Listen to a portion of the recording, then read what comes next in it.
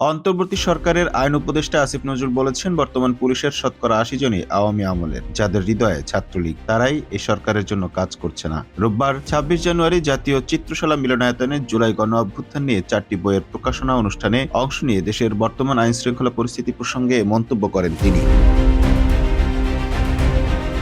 আইন উপদেষ্টা বলেন, বিপ্লব পরবর্তী কিছু সমস্যা থাকে, তা কাটিয়ে ওঠার চেষ্টা করছে সরকার। গণ অভ্যুত্থান নিয়ে সবার মধ্যে যে ঐক্য ছিল, সে ঐক্য ভবিষ্যতেও অব্যাহত থাকবে বলেও আশা প্রকাশ করেন আসিফ নজরুল। এর আগে সকালে নিজের ভেরিফাইড ফেসবুকে এক পোস্টে বিএনপির সঙ্গে গণ অভ্যুত্থানের ছাত্রনেতাদের কোনো দূরত্ব বা ভুল বোঝাবুঝি কাম্য নয় বলে মন্তব্য করেন আইন উপদেষ্টা। তিনি বলেন, বিএনপির সঙ্গে গণ অভ্যুত্থানের ছাত্রনেতাদের কোনো দূরত্ব বা ভুল বোঝাবুঝি গণহত্যাকারী আওয়ামী লীগের নেতাকর্মী ও তাদের দোসরদের কতটা উৎসাহিত ও বেপরোয়া করে তুলতে পারে, তার কিছুটা প্রমাণ আমরা গত কয়েকদিনে পেয়েছি।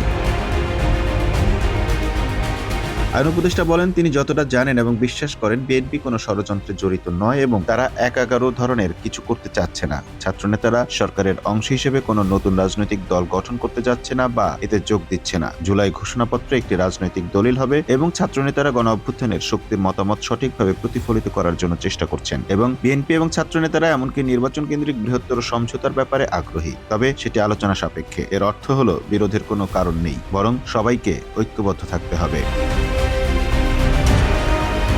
গণহত্যায় জড়িতদের হাতে লুটপাট করা বিপুল পরিমাণ টাকা রয়েছে উল্লেখ করে আসিফ নজরুল বলেন, তাদের রয়েছে অনেক সুবিধাবাদী গোষ্ঠী, শক্তিশালী প্রচারণা নেটওয়ার্ক এবং শক্তিশালী আন্তর্জাতিক সমর্থন। তাদের বিরুদ্ধে যদি কিছু করতে হয়, তবে জুলাই গণ অভ্যুত্থানে শহীদ ছাত্রদের আত্মত্যাগকে স্মরণ করে আমাদের ঐক্যবদ্ধ হতে হবে। আমাদের মধ্যে ভিন্ন মত থাকবে, তবে তা যেন দেশের শত্রুদের জন্য উৎসাহের কারণ না হয়।